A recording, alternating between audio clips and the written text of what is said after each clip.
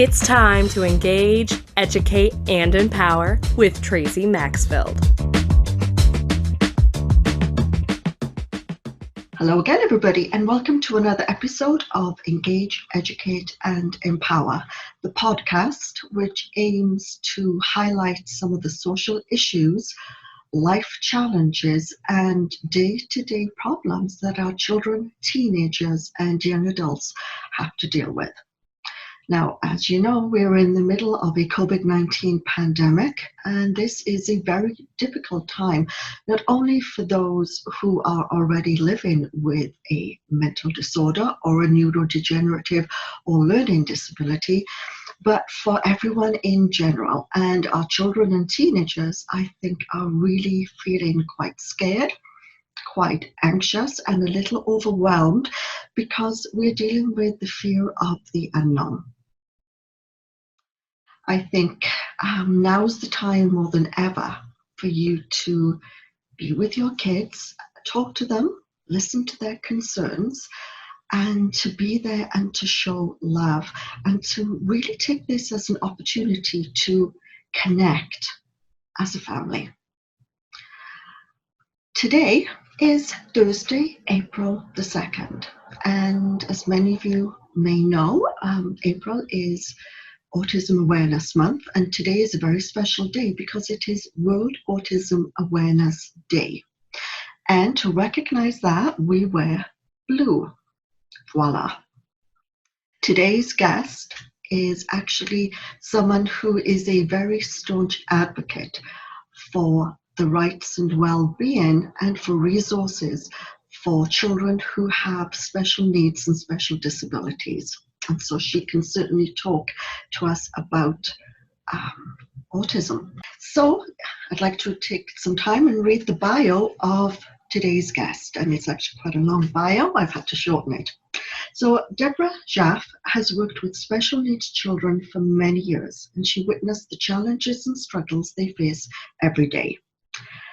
These kids touch her heart and inspire her with their strength, perseverance, and hopeful determination. While working at a private school for special needs children, she saw an opportunity to help the school and its students. The school's 50th year of service coincided with her 50th birthday, and instead of gifts, she started a fundraising effort and created a GoFundMe page. From that, she founded 2 Facebook support groups dedicated to special needs children: Help Special Children and Friends of Children with Special Needs, and I'm actually a member of both. As interest grew, she decided to focus on managing one group, Friends of Children with Special Needs. Deborah uses her vast network and social media outreach as a platform to help the special needs community by sharing useful information and resources, offering support, inspiration, and guidance, and connecting people for assistance and advice, creating awareness and promoting inclusion and acceptance. One of the group's goals is to bring like-minded people and create a sense of community among its members. Deborah is also a regular guest on a local area special needs radio show called Everything Special Needs. I love that. Recently, Deborah received a daily Point of Light award for her service work with Friends of Children with Special Needs, her Facebook group that is supported and dedicated to special needs children and people with disabilities. And please do check it out. She shares such amazing information. It's helped me enormously. Deborah is also the recipient of the November 2019 Heartland Hero Award in recognition of her advocacy work on behalf of children with special needs and people with disabilities.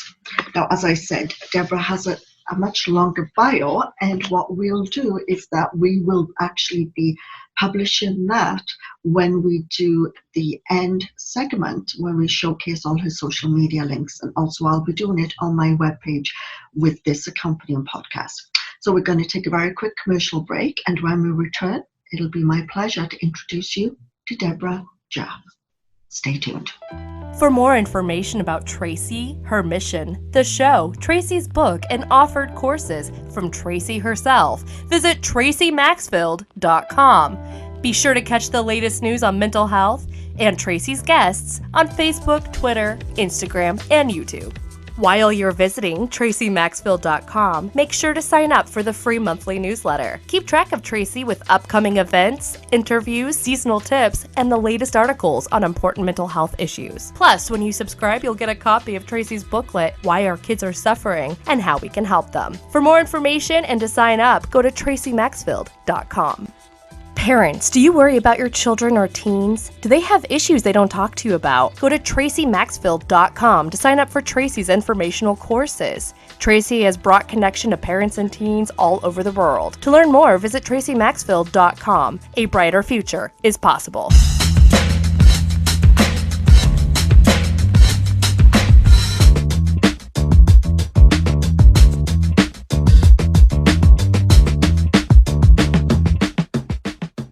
And welcome back, everybody. And as promised, I am very, very pleased to introduce you to our guest today, Deborah Jaffe. Welcome, Deborah. Thanks for having me. It's a pleasure to be here. So as I mentioned in my intro, I am a member of your Facebook group, and you are a very, very staunch advocate for children with special needs, learning disabilities, which is awesome. Every time I see a post on Facebook, I learn something new every day. So I want to thank you for that. And thank you. To all the listeners and viewers, you really do need to check it out because there is so much interesting information. And in light of the pandemic that we're dealing with right now with COVID-19, there are amazing articles and resources which help children who have a learning disability or, for example, have autism spectrum disorder understand what's going on. And so you do need to check it out. And thank you for that, because it's been very, very helpful for me just reading the articles going, wow. Well, that's why I did the group. I made the group as a source of support. And if it brings people comfort, especially at a time like this, then I'm happy to do it. So as we know, we're in difficult times right now. I think it's more of the fear of the unknown with the COVID-19 pandemic, and it's touching everyone's lives. But also it's April, and today is World Autism Awareness Day. And I think we have to be very cognizant that when we speak to a child or a teenager that has ASD, talking about COVID-19 especially, we don't want to alarm them because their responses are slightly different than maybe, I hate to say a regular normal child because I really don't think we even know what the definition of normal is anymore.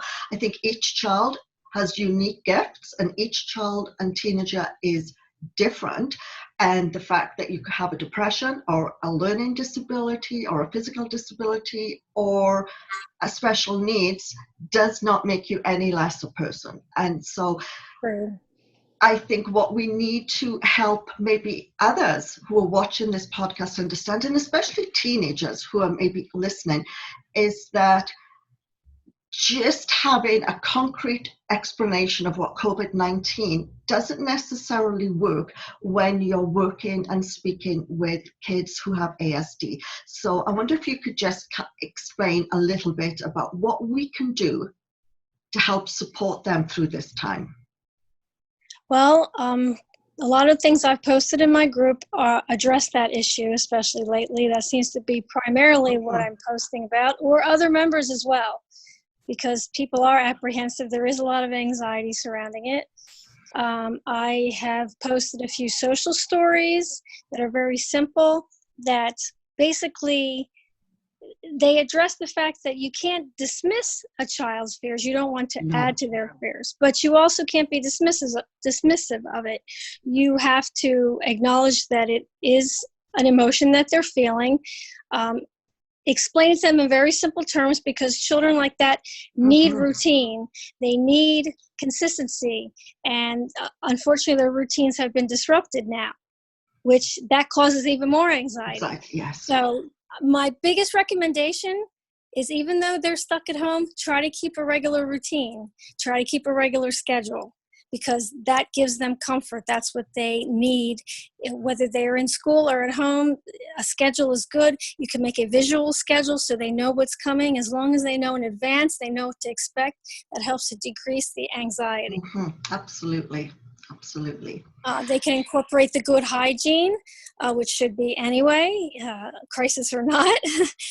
You can make it fun. When they do the hand washing, 20 seconds, they can sing a song or do something like, make it so that it's not just gloom and doom. Absolutely. Absolutely. I see it actually, it's difficult, but it's also a positive opportunity in the sense that now you can bond with your other family members and spend time together, and it can actually help you to become closer. I agree, and I actually said that in the intro, is that despite this being a very confusing and scary time, because it is that fear of the unknown and uncertainty, we have to reframe it and consider it a gift and an opportunity. That's right. And now is the time for those parents that have been working endlessly and say, I don't have time to be with my kids, or I wish we could do more things as a family. Even if you're in self-isolation, you can come together and do some very, very meaningful things that will not enable you to, it will enable you to connect on a much deeper level, I think, and really grow your relationships. But it can also create new memories that will, help you in the future. Even, when you think back to the COVID-19 pandemic, there's going to be fun things that happened, and Right. things that brought you great joy and peace. And even if it's silly things like, oh, remember when you fell on the pizza or something, but that is that light-hearted component of detracting from the fear component, which I think is inherent in everybody, but we can't allow it to take over our lives. That's right. If you try to keep things as normal as possible, I've posted things where there's a lot of virtual things out there in this day and age with the internet and our smartphones, where you can, a lot of times, even with children with special needs, you can still try to incorporate some life skills. They can help maybe do some laundry, help you when you're cooking in the kitchen, which are basic life skills that should be taught anyway. I agree. I think this opportunity of being in the home environment is a time for you to incorporate schoolwork in the day-to-day running of a household and how it functions. And you can develop some wonderful skills that will actually see you through into your adulthood. When you go to college or university, you understand that, you may be able to do a budget because you've seen how that works, cook, clean even. I mean, it's endless possibilities. That's right. So with regard to, and today I'm concentrating a little bit more on children who live with autism, mainly because, as I said, April is Autism Awareness Month, but also we know that there are varying levels of ASD. And certainly, I know many adults now who were diagnosed with autism spectrum disorder when they were children, or even a little bit later, because it's only recently that diagnosis has become much more refined. And to be perfectly honest, whilst I knew there was something different about them, I didn't immediately think that they had ASD. And I think that this is the opportunity where we need, for kids who are watching this, for parents, teachers, that these are regular kids who just have slightly different, unique needs. But still have amazing gifts. And I think we need to be, as you say, inclusion is huge. And this is something that you cherish very, very deeply. We need to be more understanding Right. that not everyone is going to say and do and act as we all do. And I'm referring in the sense of children and teenagers, that they may do little things that seem, oh, that's a little different, doesn't mean that they're any less of a person.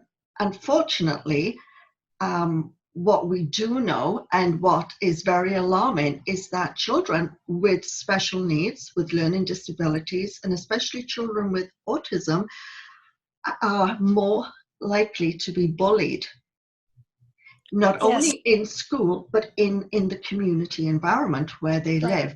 And this is very, very alarming, because I think you can tell me one of the differences maybe between what we would call a inverted commas normal child or teenager, of which there is no one. There's no normal anymore, really, but Well, the term that many people use, there's typical, neurotypical, and neurodiverse. neurodiverse. I like that. Mhm.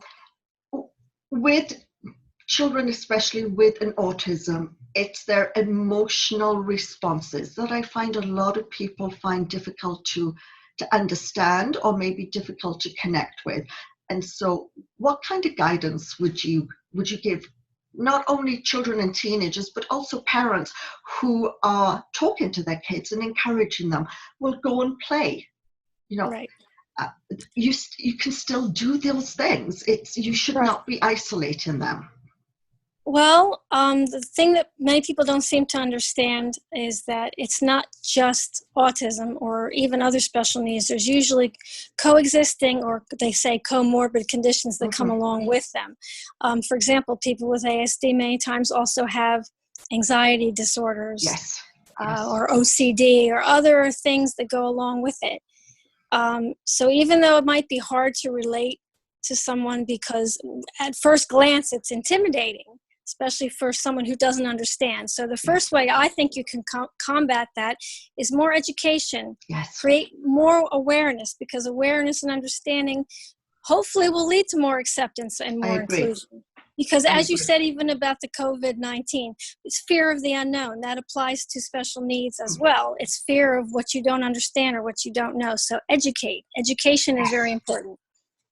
And that is something that I think is easily addressed in many different venues. You're seeing more movies that are including that subject matter. Actors who actually have real life disabilities portraying different Down syndrome and other different special needs being portrayed on the screen. And everything is visual. Everything is on our phones. Everything is on TV, live streaming. So people, let's watch a movie tonight. You watch a movie, you watch a 2-hour movie that addresses that issue. By the end of the movie, you've educated someone, and it's done in an informative but also an entertaining way. So people are more willing to partake of it because it's entertaining as well. So there are lots of different venues. No, I absolutely agree. And I thank you for bringing that up, because we know now more than ever with the isolation protocols, more people are in watching TV. Right. And, there's Netflix and there's Amazon, and you can stream so many different shows.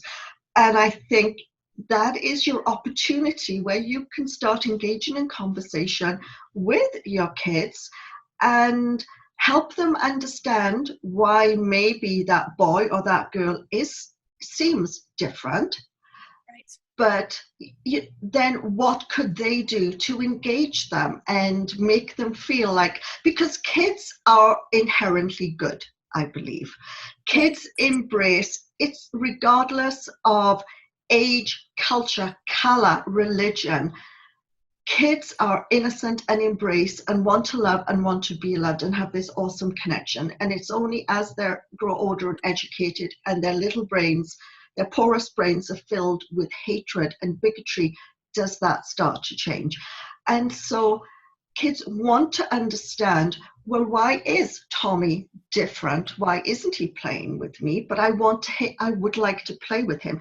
And so these are the opportunities to watch these kinds of shows, and even maybe as a family say, you know what, I don't know a lot about it, but let's go onto the internet and let's search some sites. Let's go to Deborah's Facebook group. I mean, as I've said before, and I can't say it enough, Deborah posts, I would say, up to 10 posts a day, and each one is very different, but it's very pertinent to disabilities, learning disabilities, physical challenges, special needs. And there is so much that as you start reading, it gives you a much better idea. And I think once you understand how you can help support a child or teenager's needs, you feel more confident, because I think one of the issues is if people do not know or don't feel confident, they don't want to try. Right. And that in itself is not good, because kids still sense. They sense when people don't like them, when people think they're different, when they don't want to go near them. And that's not right, because we're in a world where more than ever today, we need to be opening our arms and loving.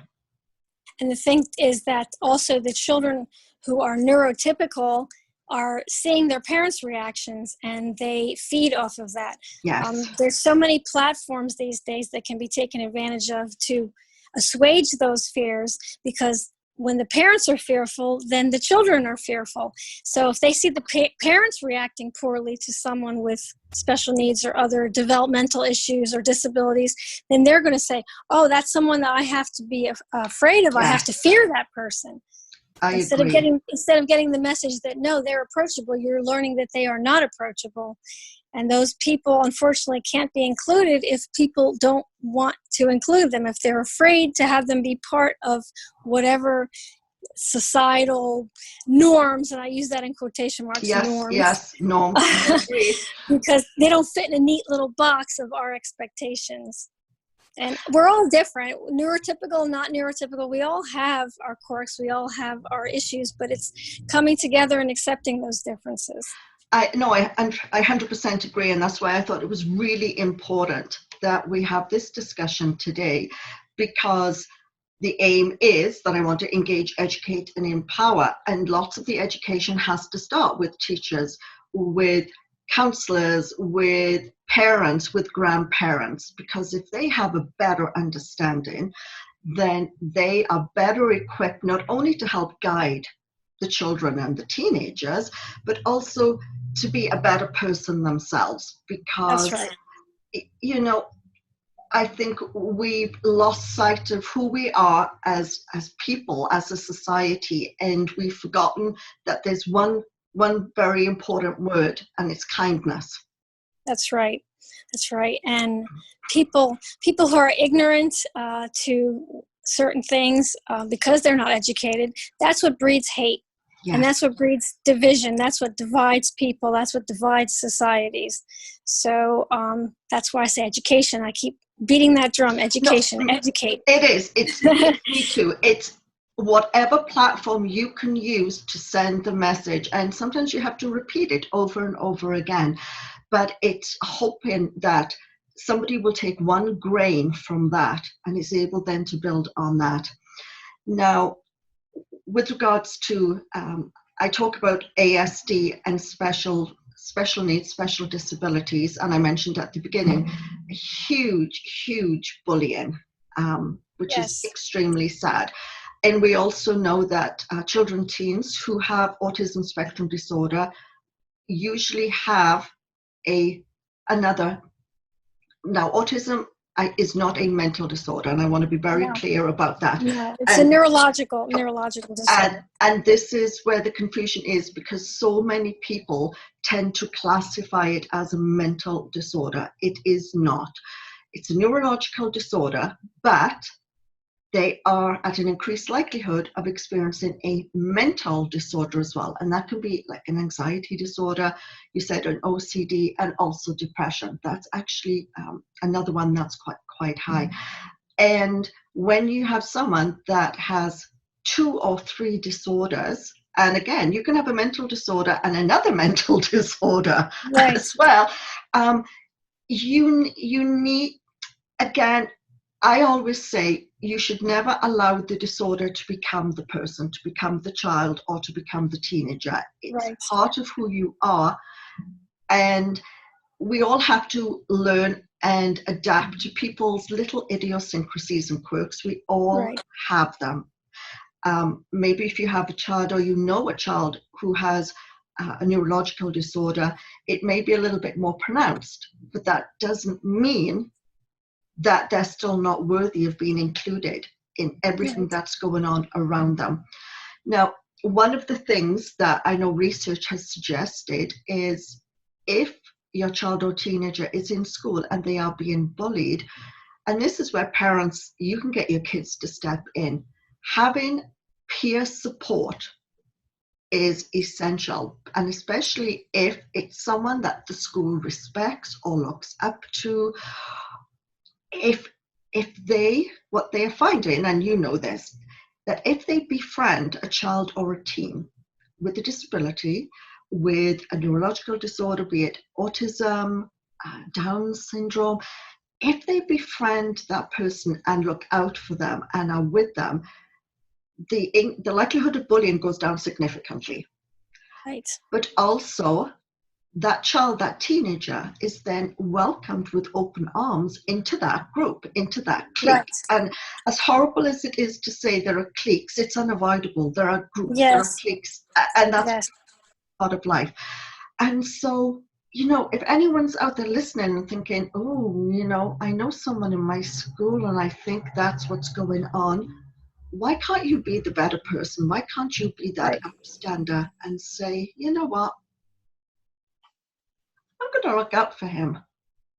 Well, and this is where our children need to be enlightened, because if they realize that this is someone who you can also relate to if you just put forth a little bit of effort and just a little bit of time, and they might actually, it's not just the question of the child with the special need learning from the neurotypicals.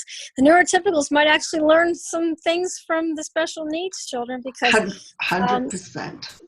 And I don't want to use the word inspiration because they're people just like the rest of us, but maybe the fact that you see how they can deal with their challenges, and the challenges we can't even imagine, Exactly. things that we take for granted every day. And maybe you're having an off day and you say, wow, if they can deal with all that, then I think I can handle whatever is coming my way, because I have all these things that I'm taking for granted, that look how hard they have to work to do the same thing. And look at them. I mean, it is inspiring. It is. And I think that if we skew it a little bit, don't think of them even as different, just think of them as unique. Right. It's right. We're all unique. That's right. And I think we really, it's alarming how much bullying has increased. Yes. In society and in schools, it is epidemic proportion. And as I said, it is extremely sad that it is the children or the teens who are perceived as odd or slightly different who are picked on, who are bullied. And it's like, come on, people, come on, kids, step up and let's be an upstander. And parents, how proud would you be if you knew your son or your daughter was actually going out there and making sure that someone in school was not bullied and had a connection and had a friend that, okay, they may not have play dates, but when they go to school, there is that connection and there's that bond and they look out for one another. You have no idea how wonderful that gift is that your child is offering another child, but it also comes back to you twofold.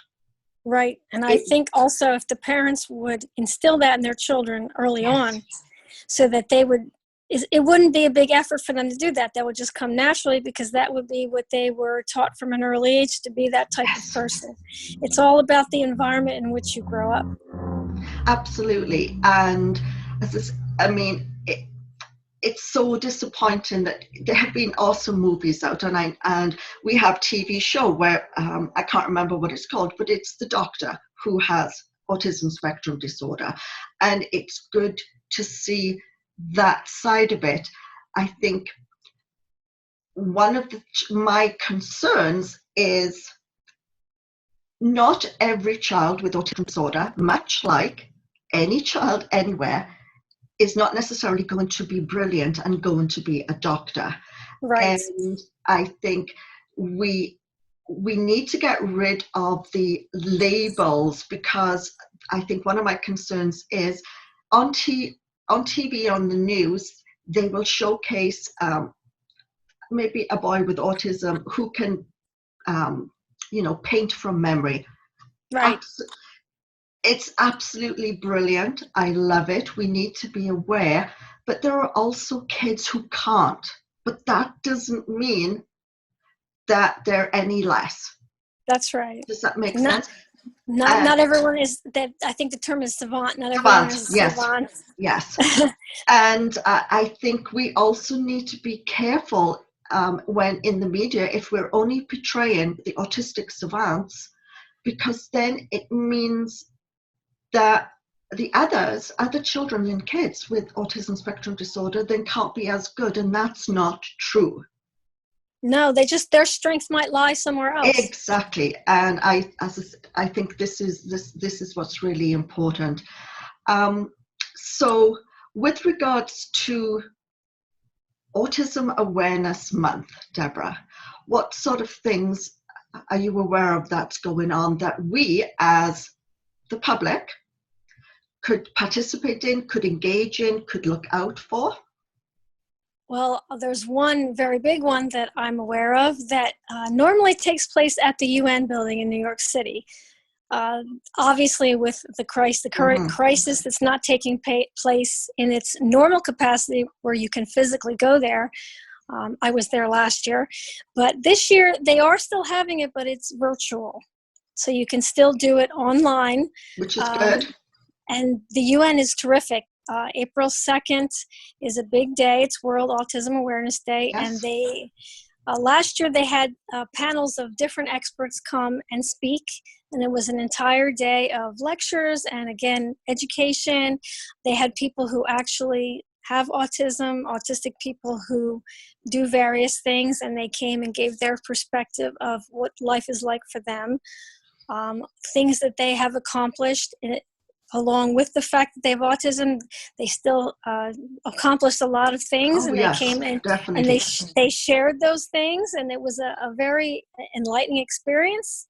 And this is something the UN does every year. And with the current situation, there's many different online events.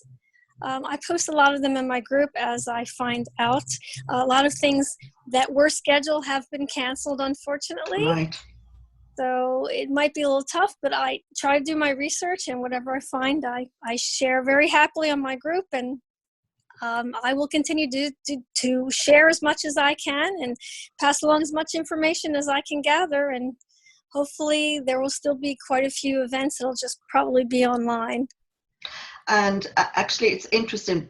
I have a resources page on my website, and I actually added a special section for special needs and special disabilities because, as we've just identified, yes, they also can have a depression and anxiety and OCD. Yes. And that's very important. And I had a gentleman send me a link. There's an Autism Society in New York, and they have created an online dating for specifically for for teenagers and young adults with autism spectrum disorder, because their concern was, now that more people we're all home because of the isolation, then obviously that's the time is ripe now for everyone to go on social media. And I've already mentioned before, you really have to be looking out for your kids at this time, because cyberbullying is going to increase. Because they will be spending more time.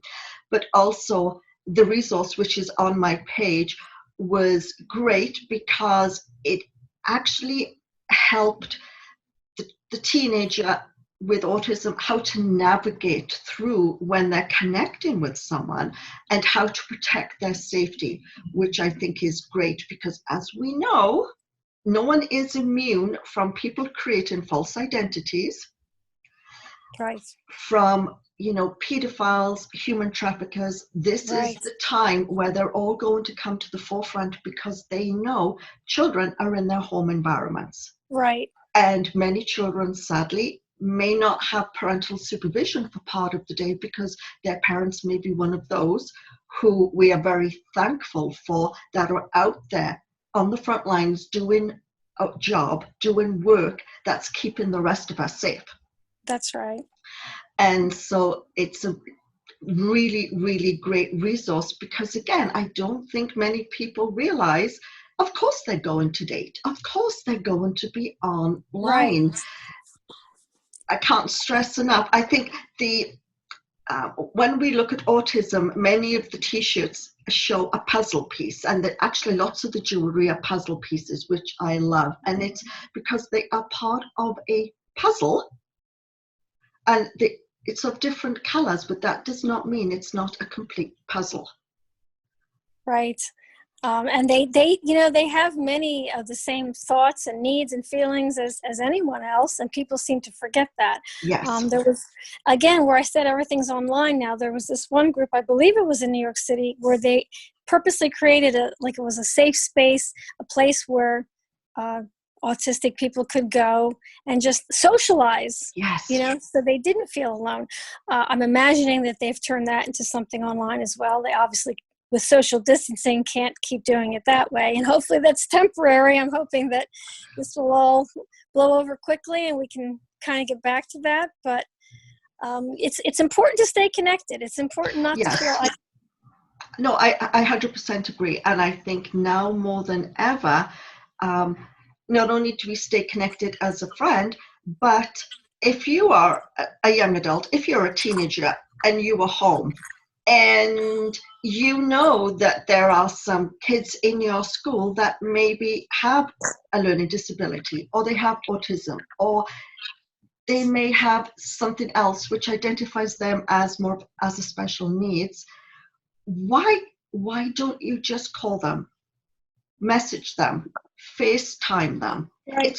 It takes just a couple of minutes out of your day, and that would be so meaningful because it's that face-to-face connection. Because at the end of the day, kids, I don't care how old they are, what they're going through, they need to know that they are valued and that they are loved. And that, don't we all need that? We all need that.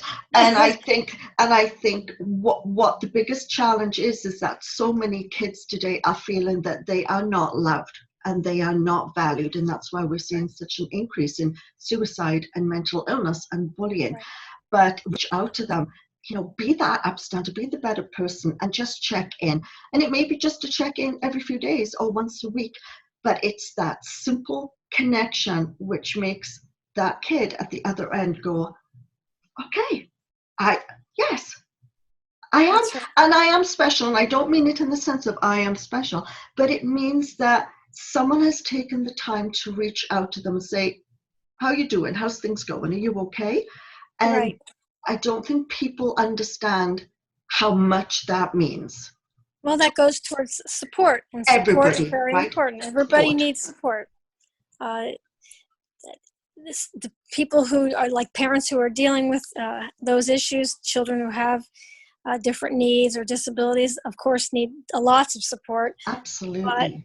But that phone call or that text or whatever you're talking about, it's good for the children, but it's really good even for the parents of those children. We all need that. And for the parents of the children with the special needs, if you know that there's a particular person in the school or in the community that has real meaning for your child, for your teenager, reach out to them and say, hey, can you help me out? He'd love to have you call him or Skype, just like for 10 minutes, but that would mean so much to him. He's feeling really isolated. Do it. Do it. let's start doing random acts of kindness during this time, and let's start connecting on a level that we never thought possible. This is an opportunity to show that we can come together as a society. Absolutely. That's why things like support groups, things like just educating people about different things so that they aren't fearful, because that will assuage some of the anxiety, because knowledge is power. Knowledge is. Mm-hmm. Knowledge is power. So that is, I think, the best way to deal with not only this COVID-19 issue, but when we talk about people with disabilities, education, getting the word out there, making people understand, and realizing that it is a diverse world. The world is full of diversity. And if you don't embrace it and you try to isolate yourself, people sometimes are isolationist, even not with a crisis. And it's just kind of living in their own little bubble of a world. People have to learn to be more like a community. You need the community. You need to have everyone come together in a communal way. I agree. And I mean, yes, we need support, we need connection. And remember, like, kindness is free. Kindness is free. Right. Being kind does not cost you anything, but being kind, you have to be kind to yourself, but to be kind to another person will give you so much. It will make you feel good. Imagine what it does for that other person. That could make all the difference in a person's day, life. It could. Yes. Absolutely. And so please reach out. And if you know of someone in your school that you're not seeing now, but has special needs, that you kind of knew was being bullied, that didn't seem to be with the in crowd, be the better person and reach out to them and just say, hey, how's it going? How are you doing? This is a difficult time. And you may find your new best friend that will make you laugh, and you will have such fun things that you do together that your life is so much better for it. So just better life, richer life, yes, more enlightened life. Absolutely, I agree. And that's, I mean, there's nothing more to say. That's absolutely perfect. And we're actually running out of time. And so what I want to say is, as Deborah said, just reach out and be that person to offer support and kindness. Deborah, thank you so very much. This, as I said, this was something that I knew we had to do, and you were the person to do it with me, because now more than ever, we need to stand together and support everybody. And every single person in the world has a gift. Everyone has a gift. And we need to help them realize their gifts, show us their gifts. We need to help them bring out their gifts. Many don't want to, but with support and encouragement, we can do that. So thank you so much for your time today. It's been a blast. I've really, really enjoyed it. Thank you. Thank you for giving me the opportunity to help bridge the divide and let people realize that we do need to come together as a society. And it starts with just having a conversation about it like we had today. So thank you for having me. Thank you. And we're going to take a very quick break. And in the commercial, you will actually see all the information about Deborah, how to connect with her on social media, and also a link to her Facebook post. And I actually encourage you to join the Facebook group, because the information you will learn is really going to help you more than you ever thought. So stay tuned. We'll be right back.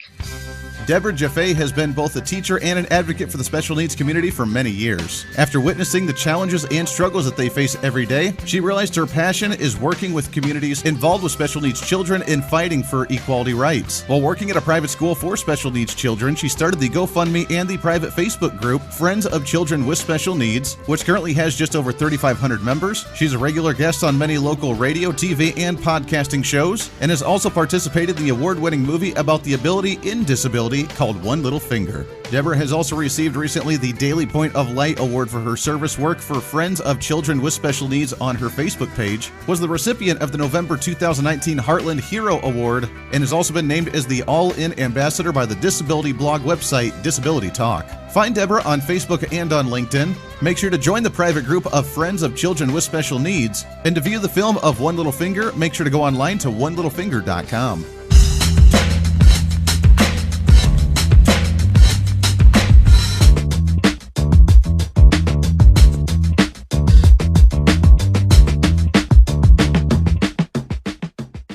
Welcome back, everybody. I hope you enjoyed this week's episode of Engage, Educate, and Empower with Deborah Jaffe. I think the message is clear that everyone, regardless of learning disability, physical disability, special needs, neurological disorder, mental disorder, is entitled to kindness, compassion, and respect. And I think this is a great opportunity, whilst everyone is kind of indoors and on isolation and maintaining social distancing, that we check out TV series and movies that highlight children and teenagers who have some challenges in life, and then talk to your kids about it. Learn more about the illness or disability or disorder, and encourage your kids, your teenagers, to reach out and be the better person and help these kids, because at the end of the day, we're all in this together. And I strongly believe we all have unique qualities and gifts that need to be shared with the world, and that there's not enough kindness. So now more than ever, let's support one another. Let's be the better person, and let's stand together. I wish you all a very safe and healthy week, and I'll be joining you again this time next Thursday for Engage, Educate, and Empower. Take care, everybody.